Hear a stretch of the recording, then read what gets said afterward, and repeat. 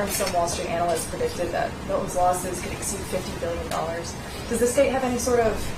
How the hell would a Wall Street analyst be able to know? It's been dark all day. What, you just going to know that you're going to do? I mean, like, give me a break on some of this stuff. They're doing damage assessments now. They always say this or that or whatever. I mean, what I would say is what I said in the original talkers. We had certain worst case scenarios in terms of going into Tampa Bay.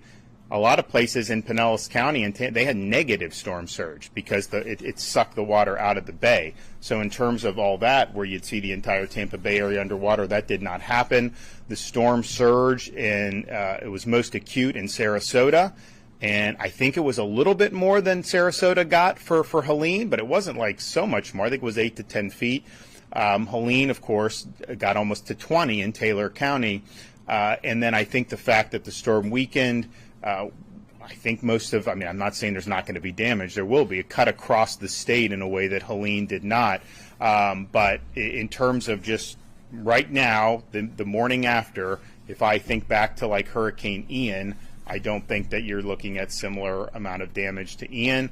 And then with Helene, there may end up being more overall damage. There may not. I don't know. But definitely the surge did not reach Helene levels. I mean, Helene was producing major surge all across the west coast of Florida, and then in the Big Bend, it was just biblical.